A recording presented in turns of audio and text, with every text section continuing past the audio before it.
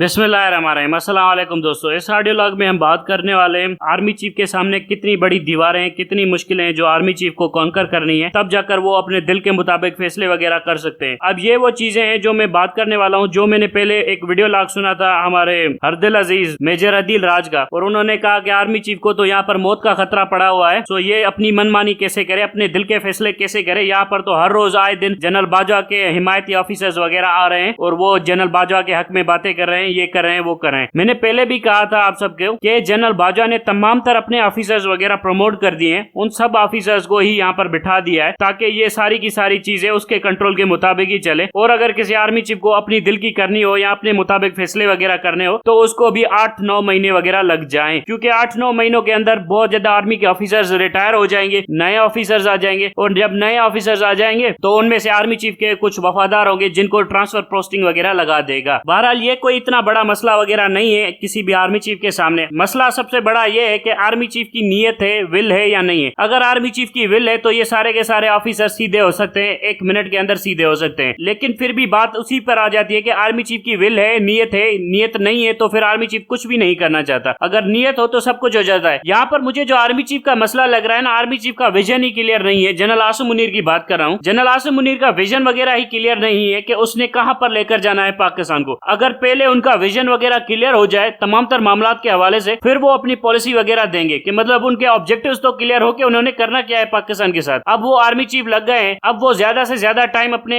Vision को clear करने के हवाले से लगा रहे हैं कि किस तरफ लेकर जाना है, क्या करना है, पॉलिटिकल स्फेयर में कुछ करना भी है कि नहीं करना है, और अगर पाकिस्तान आर्मी के अंदर किस तरह की चेंजेस करनी है, और अगर चेंजेस करनी है तो उसके हवाले से कौन कौन से ऑफिसर्स रुकावट पैदा कर सकते हैं, उनकी सफाई वगैरह करना जरूरी है, क्योंकि वो मेरे विजन को या मेरे ऑब्जेक्टिव्स को सूट वगैरह नहीं करेंगे। सो इस हवाले से आर्मी चीफ की क्लियरिटी होना बहुत ज्यादा जरूरी है। मुझे जो लगता है कि ये कोर कमांडर कॉन्फ्रेंस के अंदर अपने चीफ अपने तमाम तर कोर कमांडर्स का कॉन्फिडेंस लेने की कोशिश करेंगे, पहले तो उनकी राय जानने की कोशिश करेंगे। आमतौर पर 6 महीने आर्मी चीफ अपने कोर कमांडर्स की राय के ऊपर ही चलता है, उनकी बातें ही सुनता है कि वो क्या चाहते हैं, वो किस तरफ लेकर जाना चाहते हैं, फिर उनकी बातों के ऊपर ही जाकर एग्री करता है, और कुछ अपनी मनवाता है, कुछ उनकी मान लेता है, फिर जाकर फैसले वगैरह होते हैं। लेकिन यहाँ पर आर्मी चीफ ने यही सोचना होगा कि उन्होंने करना क्या है। मैंने इसीलिए पहले दिन से ही कहा था कि जनरल आसिम मुनीर को बड़ा तेजी से काम करना पड़ेगा। तेजी से काम करने का क्यों कहा था? ये जो जनरल बाजवा स्टेटमेंट देकर गया है कि इस फौज के साथ मेरा रूहानी रिश्ता कायम रहेगा, ये रूहानी रिश्ते का मकसद क्या है? रूहानी रिश्ते का मकसद ये है कि मैंने अपने जैसे बाजवे और भी ज्यादा इस आर्मी के अंदर प्लांट कर दिए हैं, उन आर्मी के अंदर प्लांटेड बाजवा से आप कभी भी निजात वगैरह हासिल नहीं कर सकते। वजह सिंपल सी है कि उसने बड़ा ही हैंड पिक्ड अपने आर्मी के ऑफिसर्स को प्रमोट किया है और बहुत ही सेलेक्टिवली उन ऑफिसर्स को निकाल दिया है जो कि एंटी बाजवा आर्मी के अंदर मौजूद थे, जो कि बाजवा डॉक्ट्रिन को बिल्कुल भी सपोर्ट नहीं करते थे। मतलब एक तरफ से उसने वो तमाम तरह ऑफिसर्स निकाल दिए जो बाजवा के लिए रेजिस्टेंस बन सकते थे, और दूसरी तरफ वो ही ऑफिसर प्रमोट किए जो बाजवा के हिमायती थे। मैं यहाँ पर आपको स्पेसिफिकली बता दूं, बाजवा के हिमायती मतलब पीपल्स पार्टी के हिमायती, और वो सारे के सारे ऑफिसर्स पीपल्स पार्टी के साथ भी कॉन्टेक्ट में, पीपल्स पार्टी को भी बहुत ज्यादा इंफॉर्मेशन वगैरह पहुंचाते। ऐसा नहीं है कि सिर्फ मेजर अदील राज हमारे पास है जो हमें इंफॉर्मेशन पहुंचाता है, तो आर्मी के अंदर और ऑफिसर्स नहीं है जो पीपल्स पार्टी को इंफॉर्मेशन नहीं पहुंचाते, और ऑफिसर्स नहीं है जो नूली को इंफॉर्मेशन नहीं पहुंचाते, वो भी ऑफिसर्स मौजूद है यहाँ पर। इस वक्त तो आर्मी चीफ कोई फैसला ही नहीं करा पाकिस्तान आर्मी के हवाले से कि क्या करना है क्या नहीं करना। जिस दिन आर्मी चीफ ने फैसले करना शुरू कर दिए तो आप देखेंगे कि नवाज शरीफ भी बहुत ज्यादा बोंगिया मारना शुरू करेगा, पीपल्स पार्टी भी बहुत ज्यादा बोंगिया मारना शुरू करेंगे, क्योंकि उन सबको जनरल आमिर बता देगा कि यहाँ पर ये क्या करने के बारे में सोच रहा है, ये हमारे खिलाफ ऑपरेशन करने के बारे में सोच रहा है। सो वो सबको बताते फिरेंगे कि ये करने के बारे में सोच रहा है, सेक्रेटरी डिफेंस को चेंज कर लीजिए, डीजीआईएसआई को चेंज मत होने दीजिएगा, डीजीआईएसआई चेंज हो गया तो ये हो जाएगा। इसीलिए कह रहा था कि आर्मी चीफ भी बहुत ज्यादा वनरेबल है। मैं इसकी वनरेबिलिटी दूर करना चाहता था, मैं फ्रेंकली स्पीकिंग यही चाहता था कि इसकी वनरेबिलिटी दूर हो। इसीलिए मैं बार बार यही कह रहा था कि जनरल कमर जावेद बाजवा को अरेस्ट कर ले। जैसे ही जनरल कमर जावेद बाजवा को अरेस्ट कर लेगा तो सारे के सारे फौजी खुद ब खुद जो इसने लगाए होंगे उन सब के नाम सामने आ जाएंगे, और इसको पता चल जाएगा कि कौन कौन से बंदे इसने लगाए, कौन कौन से बंदे आर्मी के अंदर प्लांटेड है। मैं इसीलिए बार बार कह रहा था कि सबसे पहले जनरल बाजवा को अरेस्ट करना चाहिए, ताकि ये सारा का सारा तमाशा पता चले कि कौन कौन शामिल है जनरल बाजवा के साथ। इसीलिए तो मैं बार बार कह रहा था कि जनरल बाजवा को अरेस्ट करो। लेकिन यहाँ पर आर्मी चीफ का अपना पैसे, मुझे जो फ्रेंकली लगता है ना कि आर्मी चीफ की इंटेलेक्चुअल कैपेसिटी का मसला है। जनरल आसिम मुनीर के हवाले से बात कर रहा हूँ, और इनके अंदर विजन क्लियर नहीं है, और उस विजन को क्लियर करने के हवाले से ये बार बार सोच रहे हैं। दूसरी चीज ये है कि इनकी नीयत भी नहीं लगती कि इतना अग्रेसिवली रिस्पॉन्ड करे तमाम तर चीजों के ऊपर, और अगर इनकी नीयत होती तो ये बहुत कुछ कर चुके होते इस वक्त तक। जो 2 हफ्तों के अंदर नहीं कर सकते वो 6 महीनों में भी कुछ नहीं कर सकता। ये सीधी सीधी बात होती है। बहरहाल ये तमाम तर मामला हमें लाते हैं दूसरे क्वेश्चन के ऊपर कि पाकिस्तान आर्मी चीफ की चेंज होना ये ऐसा क्यों बन गया है कि जैसे पाकिस्तान आर्मी के अंदर एक प्रिंस की चेंजिंग हो रही हो और एक बादशाह को हटाकर दूसरा बादशाह लगाने के बारे में सोचा जा रहा हो, जिसकी वजह से यहाँ पर दूसरे जो पुराने वाले बादशाह के हिमायती थे वो सारे के सारे नए वाले बादशाह की मुखालफत करेंगे। ये मुझे ऐसे लग रहा है जैसे वॉर ऑफ सक्सेशन नहीं हुआ करती थी, बादशाह के बेटे आपस में लड़ पड़ते थे तक के लिए। तो यहाँ पर भी कुछ ऐसा ही माहौल लग रहा है पाकिस्तान आर्मी के अंदर। ये हमें बताता है कि पाकिस्तान आर्मी कितनी अनप्रोफेशनल हो चुकी है। पाकिस्तान आर्मी के अंदर प्रोफेशनल वैल्यूज बहुत ही ज्यादा कम हो चुकी है, डिटीरियोरेट हो चुकी है। इससे ये पता चलता है कि ये शख्सियत से ज्यादा हमदर्दी रखते हैं बजाय के इंस्टीट्यूशन पॉलिसी से। पहले चीजें कैसे चलती थी कि इंस्टीट्यूशन की पॉलिसी ये है तो ये करना जरूरी है, लेकिन अब आप देखें कि एक नया आर्मी चीफ आ गया है, फिर भी यहाँ पर शख्सियत का कल्ट चल रहा है, शख्सियत की पॉलिसीज चल रही है, जनरल बाजवा की डॉक्ट्रिन चल रही है। इससे ये पता चलता है कि आर्मी के ऑफिसर्स ने खुद को शख्सियत के इर्द गिर्द बांध दिया कि ये आर्मी चीफ हमारा आ जाएगा तो इसके पॉलिसीज हमें सूट करेंगी। तो ये जो शख्सियत का चक्कर पाकिस्तान आर्मी के अंदर आ गया है, ये हमारे कोर इंस्टीट्यूशनल वैल्यूज को तबाह कर रहा है। आपको एज ए इंस्टीट्यूशन काम करना होता है। ये नहीं हो सकता कि आप एक आर्मी चीफ के लिए काम करें, दूसरे आर्मी चीफ के लिए काम ना करें। यही तो एग्जैक्टली हुआ था हमारे साथ 1965 की जंग के अंदर, जब जनरल अख्तर मलिक हमला कर रहा था अखनूर के ऊपर, तो वहां पर वो ब्रिगेडियर भाग गया था तोप खाने का। वो ब्रिगेडियर मिल ही नहीं रहा था जनरल अख्तर मलिक को, जिसको बार बार कह रहा था कि तुम हमला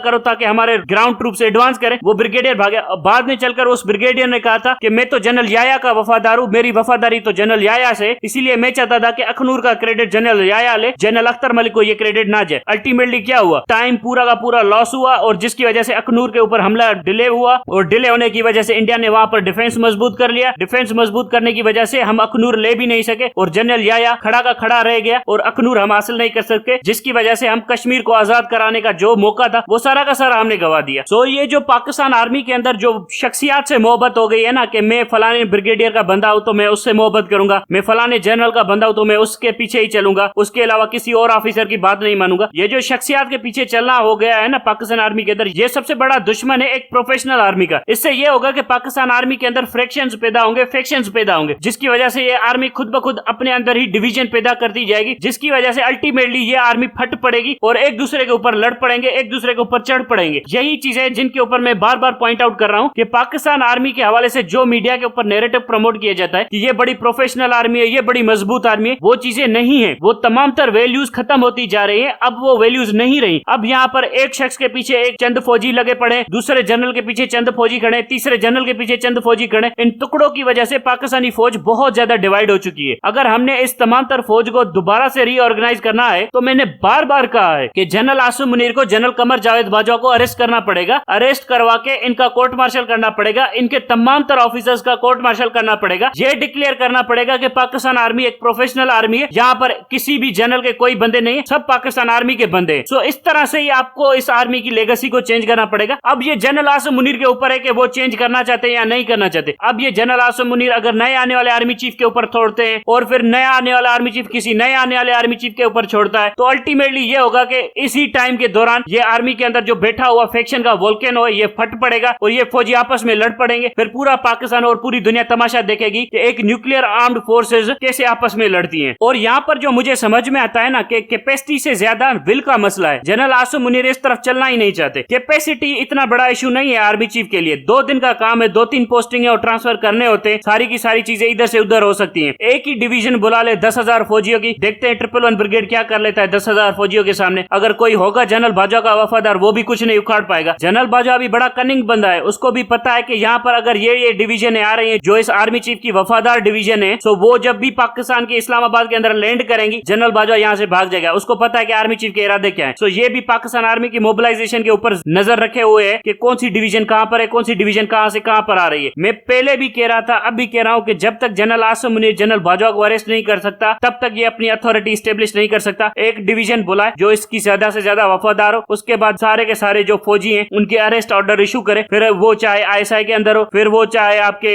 MI के अंदर हो, फिर चाहे आपके इन्फेंट्री में हो या आर्मर के अंदर हो, वो सारे के सारे फौजियों के अरेस्ट वारंट वगैरह निकाले। CGS भी जा चुका है, CGS भी आपकी पसंद का आ चुका है, 10 कोर कमांडर भी आपकी पसंद का आ चुका है। सो मेहरबानी करके अगर आपने एक्ट करना है तो कीजिए। अगर आप 2-3 हफ्तों के अंदर ये अरेस्ट वारंट वगैरह नहीं निकालते तो सीधी सीधी बात है आपकी नियत ही नहीं है। आप 2 हफ्तों में जो कुछ कर सकते हैं वो 6 महीने नहीं ले सकता। 2 हफ्तों में भी ये काम हो सकता है, लेकिन आपकी नियत नहीं है। फिर आपकी पूरी की पूरी इंटेंशन और विल के ऊपर ही हमारे शक जाएंगे, बाकी कैपेसिटी के ऊपर कोई डाउट नहीं है। अब तक के लिए इतना ही। Thank you very much.